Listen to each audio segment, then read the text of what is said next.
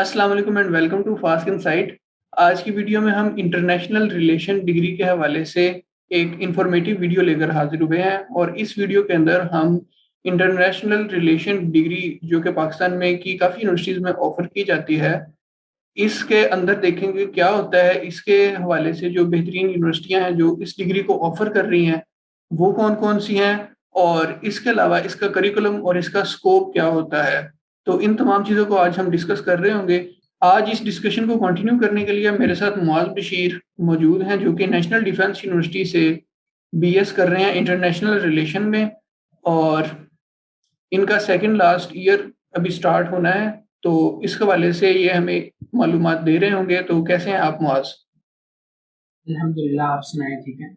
मैं भी ठीक-ठाक। अच्छा, तो मुआज़ आप हमें ये बताएँ कि नेशनल डिफेंस यूनिवर्सिटी ये किस कैटेगरी में फ़ॉल करती है और इसका बाकी यूनिवर्सिटीज़ के मुकाबले में क्या स्टैंडर्ड है?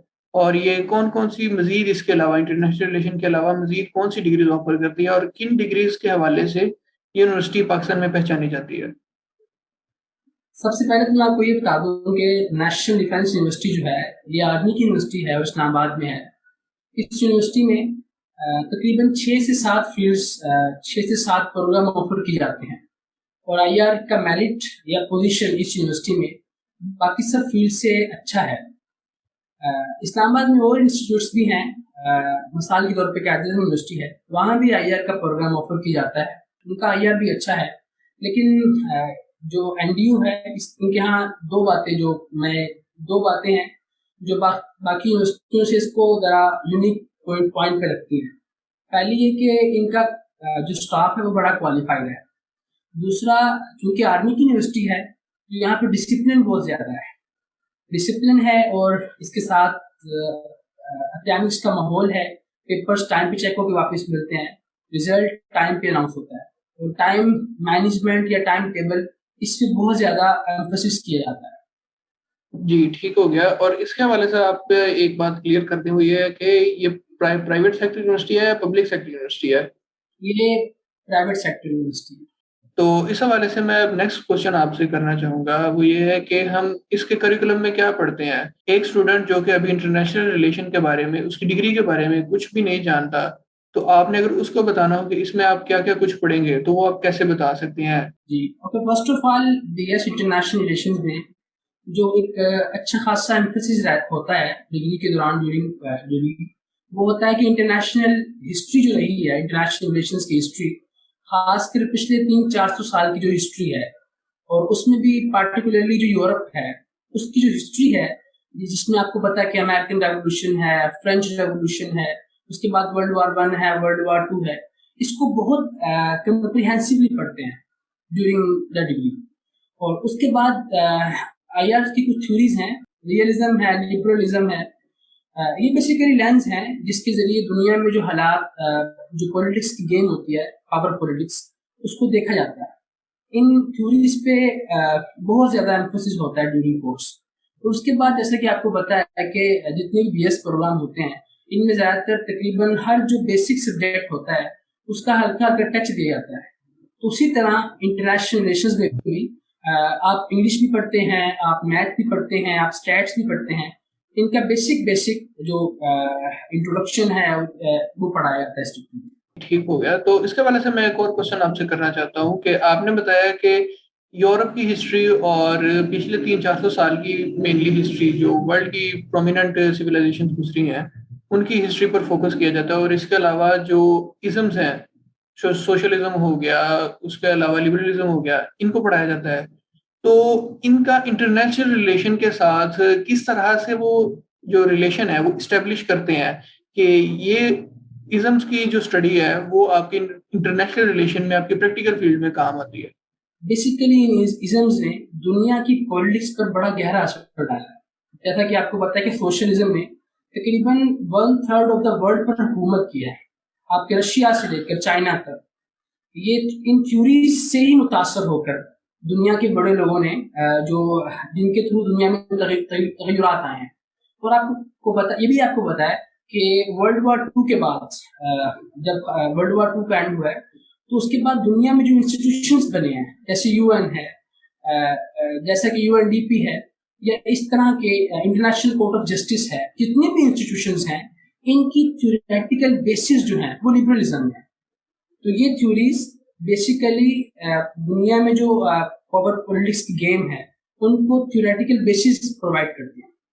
तो इसके अलावा अगर हम अब सिस्टमेटिकली अगर मैं देखना चाहूँ एक स्टूडेंट के पर्सपेक्टिव से, एक ऐसे स्टूडेंट के पर्सपेक्टिव से जो आईआर में एडमिशन लेना चाहता है, लेकिन वो इस चीज़ के हवाले से भी क्यूरियस है कि उसको थ्रू आउट द ईयर वो पहले सेमेस्टर में क्या पढ़ेगा, दूसरे में क्या पढ़ेगा, तीसरे में क्या पढ़ेगा, स्पेसिफिकली साइड सब्जेक्ट्स के अलावा जो मेन इंटरनेशनल रिलेशन के सब्जेक्ट्स हैं, वो कौन से पढ़ेगा?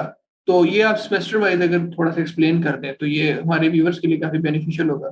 हर यूनिवर्सिटी में जो बीएस इंटरनेशनल रिलेशंस की डिग्री है, जो उनकी कोर्सेज की तरतीब है, उसमें कुछ फ़र्क भी है। अगर मैं आपको अपनी यूनिवर्सिटी के बारे में बता देता हूँ, हमारे यहाँ पहले सेमेस्टर में पॉलिटिकल साइंस का बेसिक इंट्रोडक्शन दिया जाता है, आईआर की हिस्ट्री के बारे में बताया जाता है, पार्टिकुलरली फ्रॉम जो 1648 से ट्रीटी ऑफ द वेस्टफेलिया था उसके बाद। इसके बाद पहले सेमेस्टर में इंट्रो टू आईआर होता है कि आईआर है क्या, पहले सेमेस्टर में इस बारे में भी बताया जाता है। उसके बाद सेकंड सेमेस्टर है, इसमें फॉरेन पॉलिसी के बारे फॉरेन पॉलिसी का एक कोर्स होता है, foreign policy of Pakistan, Pakistan की फॉरेन पॉलिसी के डिटर्मिनेंट्स क्या हैं, इसको बड़ा कंप्रिहेंसिवली देखा जाता है। और इसके बाद थर्ड सेमेस्टर था, तो इसमें क्लाइमेट चेंज का जो मैंने आपको पहले बताया है, इंटरनेशनल पॉलिटिक्स ऑफ एनवायरनमेंट, इस पे ज़्यादा एम्फोसिस रहा और ये हमने कोर्स वहाँ पढ़ा। और उसके बाद ये फोर्थ सेमेस्टर था, इसमें रिसर्च मैथोडोलॉजी के बारे में हमने पढ़ा कि रिसर्च कैसे करते हैं। सिक्योरिटी स्टडीज़ थी, इंटरनेशनल सिक्योरिटी स्टडीज़, और उसमें पूरा 9/11 और ये बाकी जितने भी बड़े बड़े इवेंट्स हुए वर्ल्ड हिस्ट्री में, इनको सिक्योरिटी की पर्सपेक्टिव से देखा। रिसर्च मेथोडोलॉजी जो आपने भी बताया, तो ये किस पर्सपेक्टिव से आप पढ़ते हैं रिसर्च मेथोडोलॉजी? लाइक रिसर्च तो हर फील्ड में होती है, कंप्यूटर साइंस में होती है, बायो में होती है, केमिस्ट्री में होती है, ज़ूलॉजी, हर फील्ड में होती है। तो आईआर में रिसर्च मेथोडोलॉजी को आप किस पर्सपेक्टिव से पढ़ते हैं? आईआर तो अगर ये मैं कहूँ कि रिसर्च मेथोडोलॉजी के बगैर बिल्कुल इनकम्प्लीट है तो गलत बात नहीं होगी।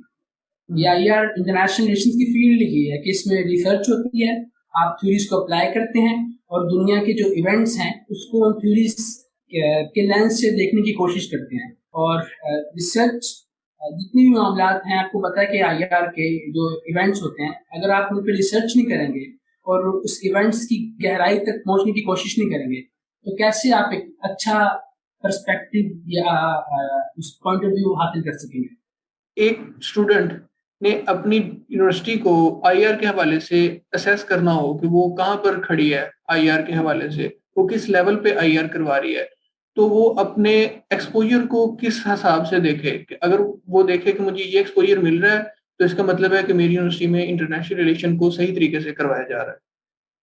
तो एक आईआर के स्टूडेंट को किस तरह का एक्सपोजर एक्सपेक्ट करना चाहिए अपनी यूनिवर्सिटी से? मैं सबसे जो इसमें मैं जरूरी बात समझूंगा जो आपने बात की कि उसकी यूनिवर्सिटी आईआर के लिहाज से किस मकाम पे खड़ी है।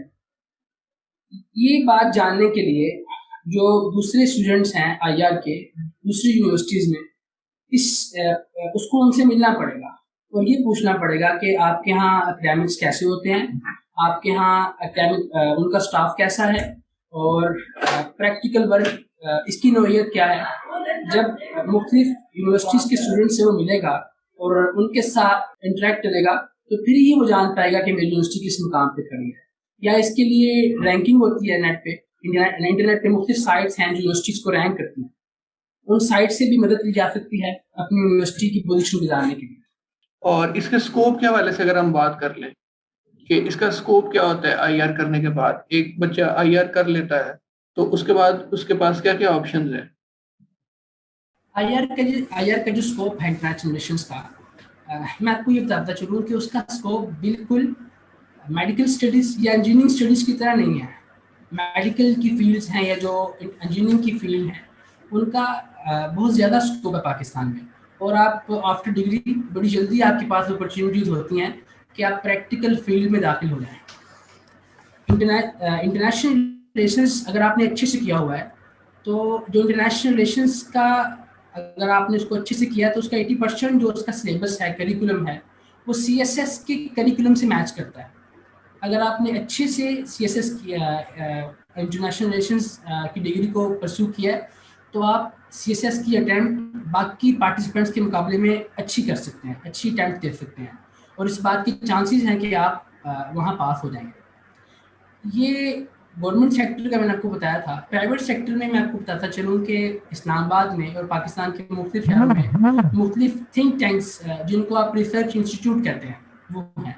और वहाँ पे मुख्तलिफ जो एमर्जिंग पॉलिटिक्स के इशूज होते हैं, उनके ऊपर रिसर्च की जाती है। तो IR की ग्रेजुएट्स किसी थिंक टैंक में भी जा सकते हैं और एज अ रिसर्चर वहाँ पे काम कर सकते हैं। इसके अलावा इंटरनेशनल NGOs हैं जो पूरी दुनिया में काम करती हैं, वो भी इंटरनेशनल रिलेशंस की ग्रेजुएट्स को हायर करती हैं अपने काम के लिए। या IGOs हैं, इंटरनेशनल गवर्नमेंटल ऑर्गेनाइजेशंस हैं, जैसा कि UN है, UNDP है, इंटरनेशनल कोर्ट ऑफ जस्टिस है। कि जितने भी आदमी इदारे हैं, ये भी इंटरनेशनल रिलेशंस के ग्रेजुएट्स को अपने यहाँ हायर करते हैं। और सबसे आखिर में आपको पता है कि टीचिंग तो है ही ऑप्शन, और अगर आपने IR अच्छे से किया हुआ है तो आप as a teacher, as a professor Pakistan की मुख्तलिफ यूनिवर्सिटीज़ में पढ़ा सकते हैं, और आप एक अच्छी हैंडसम पे कमा सकते हैं। तो इसके हवाले से लास्ट क्वेश्चन जो मैं आपसे पूछना चाहूँगा वो ये है कि किस टाइप का बच्चा इंटरनेशनल रिलेशन की डिग्री करने के लिए सूटेबल है?